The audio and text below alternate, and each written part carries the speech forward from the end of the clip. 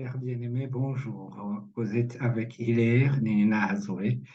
Je reviens aujourd'hui pour, encore une fois, parler ou partager avec vous la parole de Dieu. La dernière fois, pour ceux qui comprennent ma langue vernaculaire, ils ont constaté que nous avions comme titre que nous vivrons pour l'éternité. Je persiste et signe parce que nous allons vivre pour l'éternité. Cependant, nos destinations seront différentes. Il y a deux destinations. Et si rien ne change, nous mourrons. Je mourrai, tu mourras, je mourrai, vous mourrez, parce que c'est le commun des mortels. Nous avons appris dans l'histoire de Dieu de Dieu avec les hommes que seules deux personnes ont échappé à la règle. Il s'agit de deux messieurs, de deux personnalités qui ont servi le Seigneur et dont disons, les actes sont consignés dans les annales de la Bible, de la parole de Dieu. Nous avons tout premièrement un monsieur qui s'appelait Enoch. Nous trouvons son histoire dans la Genèse. Mais avant de commencer cela, nous allons commencer par la prière. Éternel Dieu, je te dis merci.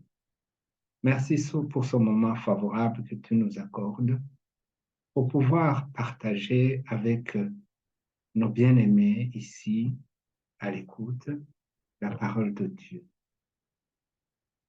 Je prie, Éternel Dieu, que ton esprit me guide, que ce ne soit pas moi qui parle, mais que ton esprit me conduise et que j'annonce la bonne nouvelle du royaume que tu nous as demandé de transmettre.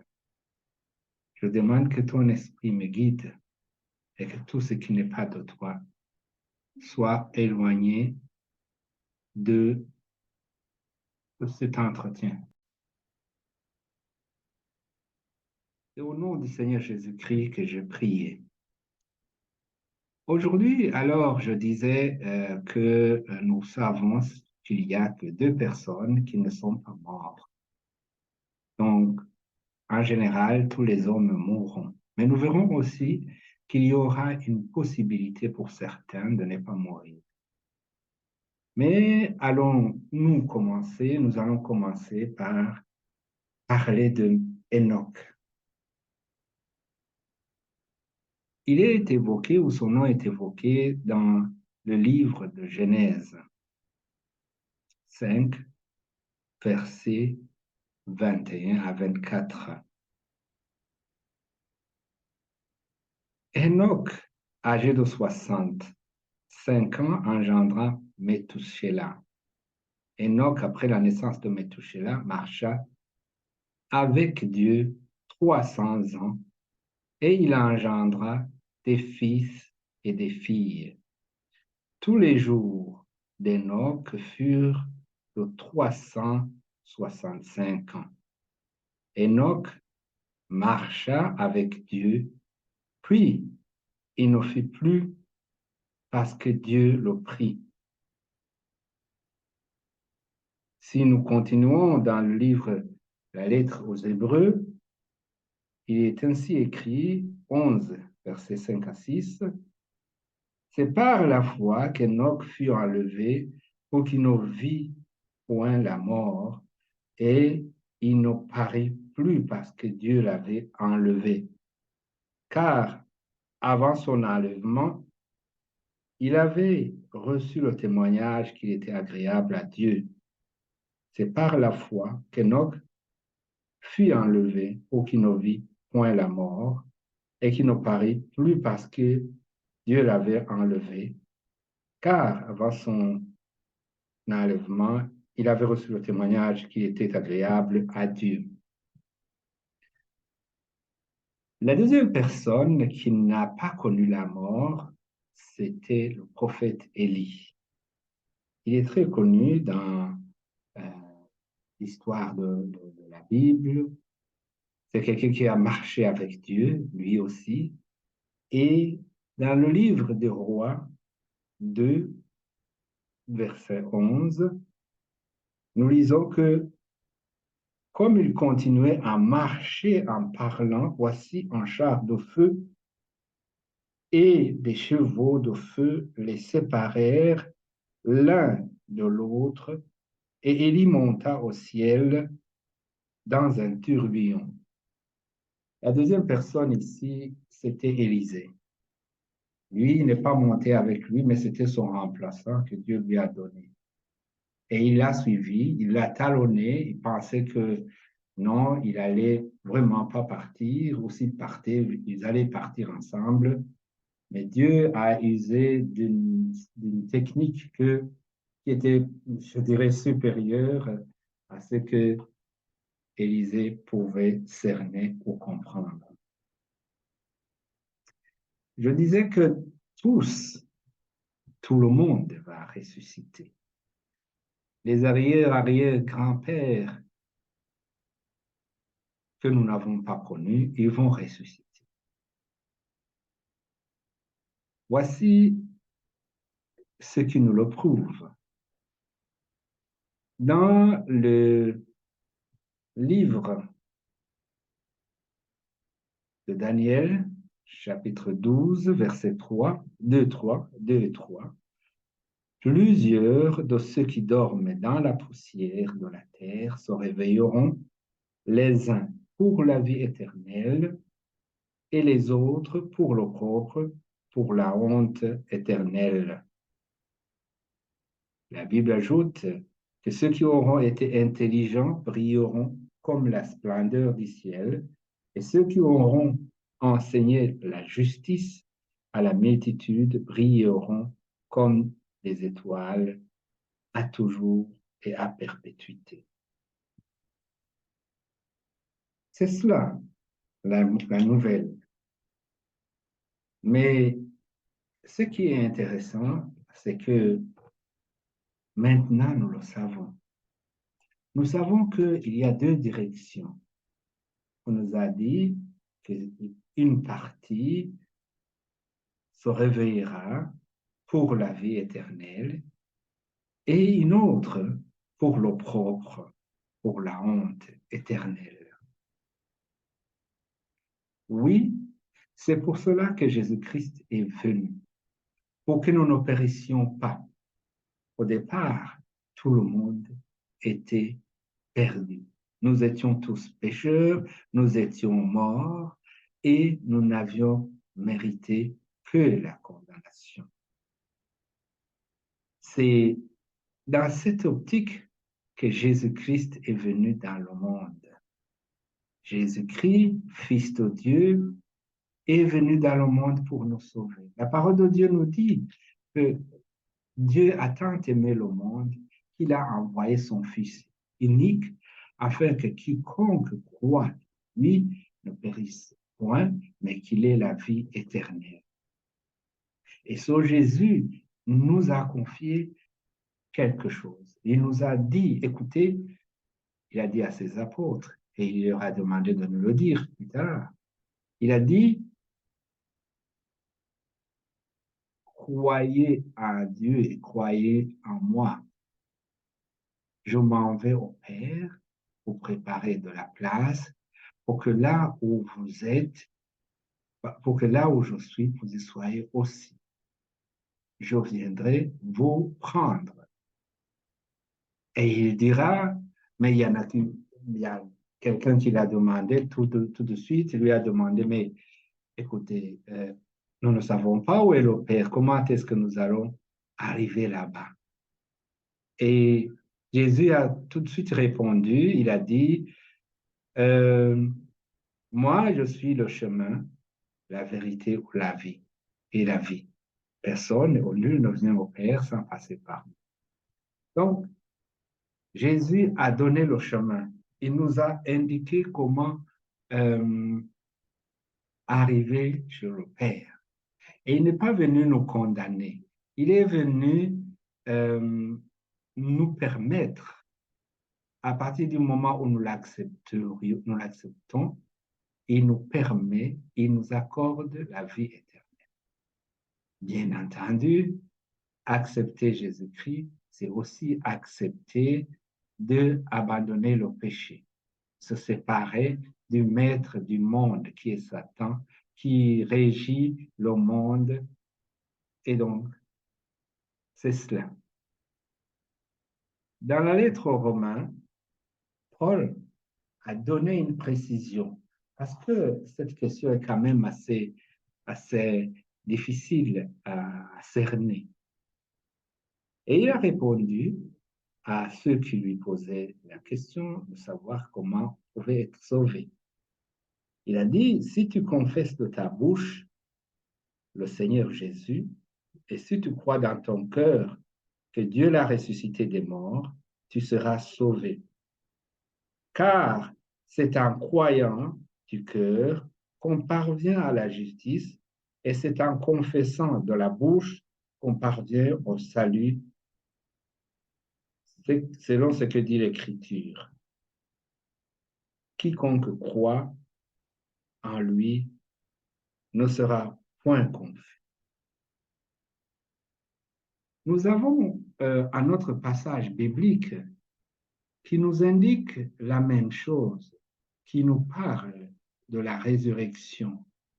Ici, je pense qu'il est inutile de rappeler que Jésus est venu dans le monde, qu'il a été tué et qu'il est ressuscité. Et puisqu'il est ressuscité, nous aussi, nous tous qui l'avons reçu, nous sommes ressuscités avec lui. Voilà ce qui est dit dans la lettre aux Thessaloniciens, chapitre 4, 1 Thessaloniciens, chapitre 4, versets 16 à 17. Car le Seigneur lui-même a un signal donné à la voix d'un archange et au son de la trompette de Dieu descendra du ciel. Et les morts en Christ ressusciteront premièrement. Ensuite, nous les vivants qui serons restés, nous serons tous ensemble enlevés avec eux sur les nuées à la rencontre du Seigneur dans les airs. Ainsi, nous serons toujours avec le Seigneur. Écoutez bien, ça c'est une partie. Il y en a d'autres qui resteront encore couchés dans le sous-sol ou sous le sol en attendant leur temps.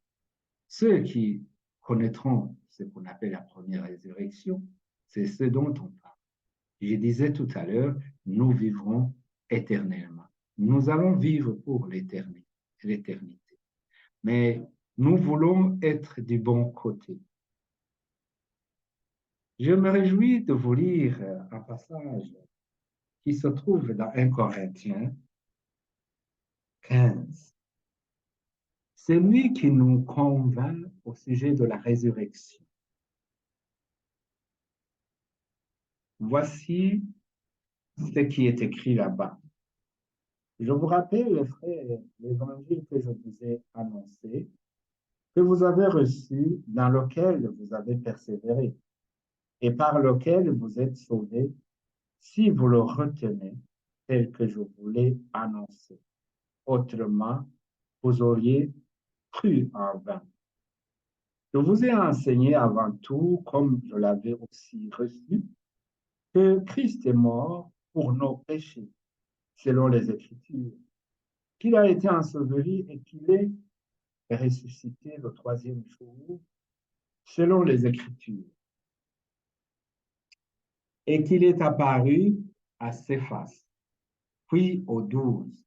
Ensuite, il est apparu à plus de 500 frères à la fois, dont la plupart sont encore vivants et dont quelques-uns sont morts. Ensuite, il est apparu à Jacques, puis à tous les apôtres. Nous continuons à 12. Or, si l'on prêche que Christ est ressuscité des morts, Comment quelques-uns parmi vous disent qu'il n'y a point de résurrection des morts? S'il n'y a point de résurrection des morts, Christ non plus n'est pas ressuscité. Et si Christ n'est pas ressuscité, votre prédication est donc vaine et votre foi aussi est vaine. Il se trouve même que nous sommes de faux témoins à l'égard de Dieu, puisque nous avons témoigné contre Dieu qu'il a ressuscité Christ, tandis qu'il ne l'aurait pas ressuscité. Si les morts ne ressuscitent point, car si les morts ne ressuscitent point, Christ non plus n'est pas ressuscité. Et si Christ n'est pas ressuscité, votre foi est vaine, vous êtes encore dans vos péchés, et par conséquent, aussi ceux qui sont morts en Christ sont perdus. Si c'est dans cette vie seulement que nous espérons en Christ, nous sommes les plus malheureux de tous les hommes. S'il n'y avait pas cette perspective, cette espérance, ce projet de vivre, de ressusciter, eh bien, connaître Christ, connaître Jésus-Christ serait inutile, puisqu'il est venu nous donner la vie. Il est venu nous donner la vie. En donnant sa vie, il nous a aussi ressuscités. Aujourd'hui, nous avons l'espoir de vivre avec lui pour l'éternité. La dernière fois, ou tout à l'heure, nous avons parlé de comment est-ce que ça va se passer. Ceux qui seront vivants, parce que Jésus-Christ va descendre, il va revenir pour prendre euh, son Église, ceux qui croient en lui, ceux qui sont en lui. Il viendra, c'est l'événement que nous attendons. Il va venir. Et c'est pour ça que je vous donne ce message, c'est en vue de vous préparer, de vous demander de vous préparer. Séparez-vous du péché. Ne vivez pas comme vous l'entendez, mais vivez selon la parole de Dieu. Puisque nous avons été rachetés du péché, nous n'avons pas à patauger encore une fois dans le péché pour mériter la condamnation. C'est une joie pour nous de savoir que nous avons un Dieu qui prend soin de nous. Des fois, nous avons des problèmes d'ordre matériel ou des problèmes de maladie ou des difficultés de tout genre. Il y a même des difficultés de ne pas avoir la foi. Un jour, on se lève, Satan a travaillé sa chimie et vous n'avez plus la foi. Vous ne pensez pas que cela soit vrai. Vous commencez à hésiter et à douter. Mais la solution à tout cela, c'est évidemment la prière. C'est la prière. La prière nous met, euh, nous permet de nous reconnecter ou de nous connecter avec Dieu. Et puis, la plupart des fois, ce qui nous fait reculer, c'est le péché. Séparez-vous du péché, chers bien-aimés. Pour tous vos besoins, vous avez certainement des soucis.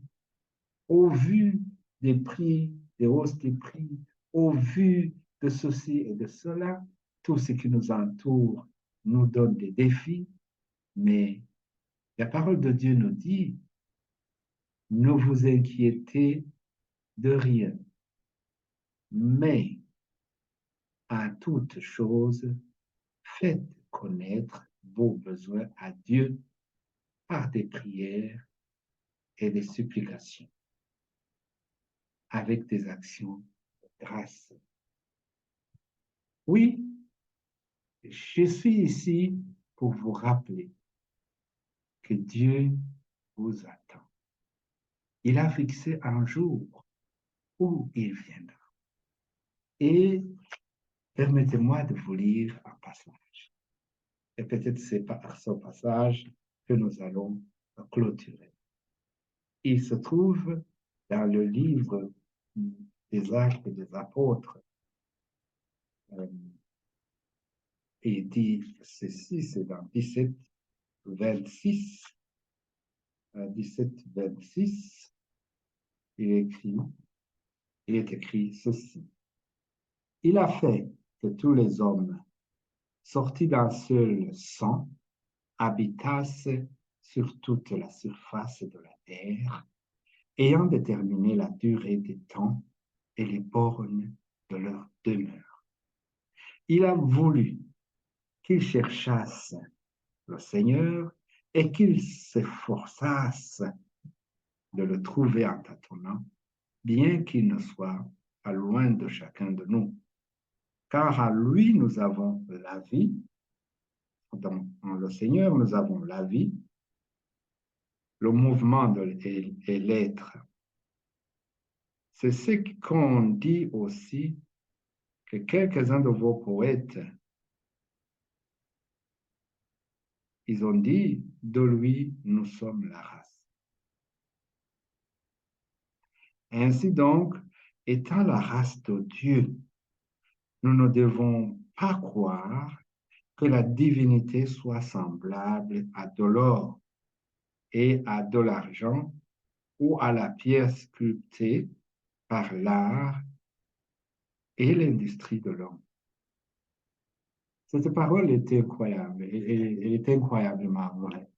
Aujourd'hui, nous voyons beaucoup de gens qui vont prier pour qu'ils aient de l'or, qu'ils aient du palpable, qu'ils aient du matériel, qu'ils aient de la reconnaissance des hommes. Ils cherchent à posséder et à avoir un nom qui soit connu, un nom qui se respecte. On dit que quelqu'un a bâti son nom ou, bon, c'est ce que les gens sont en train de chercher aujourd'hui. Mais la parole de Dieu nous dit que le royaume de Dieu ne ressemble pas à cela. Ce n'est ni de l'or, ni de l'argent, ni des pierres sculptées ou des choses matérielles. Mais Dieu, par contre, il est intéressé à ce que nous ne soyons pas perdus dans ces choses qui sont vaines. Dieu, sans tenir compte des temps d'ignorance, annonce maintenant à tous les hommes et à vous aussi qui m'écoutez, en tout lieu, qu'ils aient à se repentir. Pourquoi? Parce que il a fixé un jour où il jugera le monde selon la justice par l'homme qu'il a désigné, c'est donc qu'il a donné à tous une preuve certaine en le ressuscitant des morts. Jésus-Christ est ressuscité des morts, nous le savons. Dieu l'a ressuscité au troisième jour après qu'il était mort à la suite d'une crucifixion. Maintenant, chers bien-aimés, je viens pour sonner l'alerte. Ne te cramponne pas dans le néant. Ne te cramponne pas dans l'ignorance ou dans le manque de foi. La parole de Dieu nous a dit, si tu confesses de ta bouche le Seigneur Jésus, si tu crois dans ton cœur que Dieu l'a ressuscité de mort, tu seras sauvé. Est-ce que vous l'avez fait, monsieur? L'avez-vous fait, madame? Voici maintenant, la balle est dans votre camp.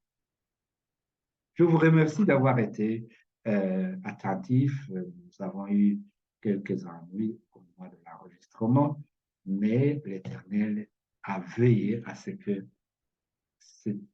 ce message vous soit transmis. Nous allons demander à ceux qui le souhaitent, ceux qui sont touchés, nous allons prier et leur donner l'occasion de recevoir le Seigneur Jésus-Christ comme leur Sauveur et Seigneur. Éternel Dieu, je viens à toi. Je te prie et je te reconnais comme mon Seigneur. Je reconnais Jésus-Christ comme mon Seigneur et Sauveur. Je renie Satan et ses œuvres. Je me sépare de tout péché et je prends l'engagement de suivre Jésus-Christ comme mon Sauveur et Seigneur. Je te prie, éternel Dieu, de me remplir de ton esprit, ton Saint-Esprit, afin que je puisse résister aux tentations. Merci pour ton amour. Et je te prie, éternel Dieu, que tu inscrives mon nom dans le livre de vie que tu as écrit. Je te prie, éternel Dieu, c'est au nom du Seigneur Jésus-Christ que j'ai prié. Amen.